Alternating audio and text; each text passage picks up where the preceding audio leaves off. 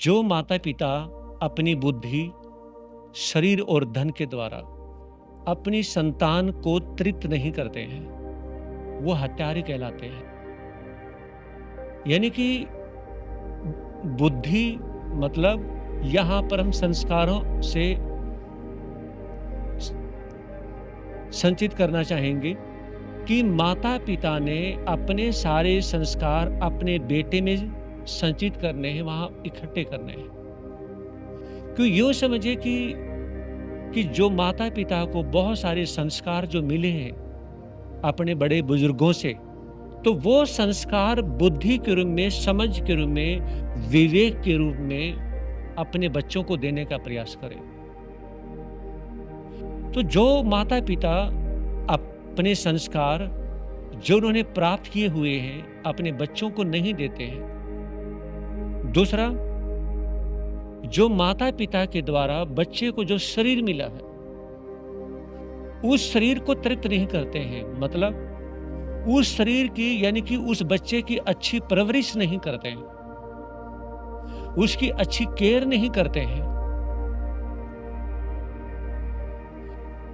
आता है धन। धन के द्वारा अपने बच्चों की देखभाल करना, धन के द्वारा अपने बच्चों को पढ़ाना, लिखाना, शिक्षित करना। तो जो माता-पिता बुद्धि से बच्चे के अंदर संस्कार नहीं डाल पाते हैं, दूसरा बच्चे की परवरिश नहीं कर पाते हैं, शरीर से यानी कि उठना, बैठना, चलना, फिरना, इस शरीर को यूज कैसे करना है, ज़ुबान को यूज कैसे करना है, हमने पूरे अपनी बॉडी पार्ट यानी कि आंखें कैसे झुकानी है, हाथ कैसे बड़ों के सामने जोड़ने हैं, तो इस प्रकार से यानी कि वो नहीं समझाते हैं।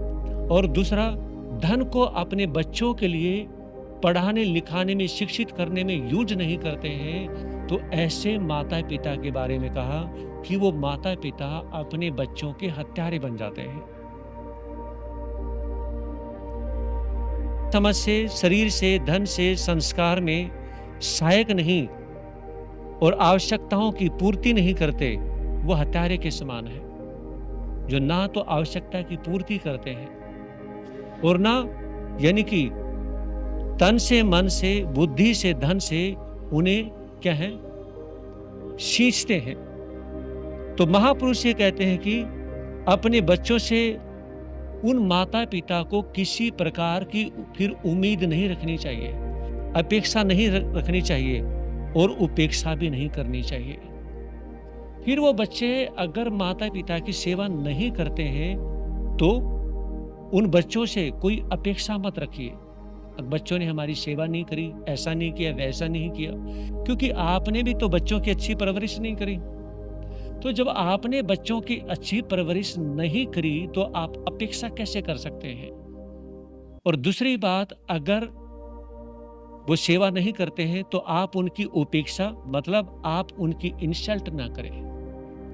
और बच्चों के द्वारा कोई इंसल्ट होती है तो आप ये विचार करें कि बच्चों को इंसल्ट करने के लायक हमने खुद ही इनको बनाया है, कि काश हमें अगर हमारे द्वारा संस्कार दिए जाते या हमारे द्वारा धन से इनको पोषण किया जाता, धन से इनको शिक्षित किया जाता, या एक प्रकार से इनको शरीर से उठने बैठने का इनको सलीका सिखाया जाता, तो आज ये दिन हमें नहीं देखने पड़ते। तो जो गलती है वो हमारी ही है। आज के माता पिता अपने बच्चों को वैसी गाइडलाइंस नहीं दे पाते हैं जैसा पहले के समय में, पुराने समय में माता पिता अपने बच्चों को सिखा देते थे। इन विचारों के साथ ओम शांति।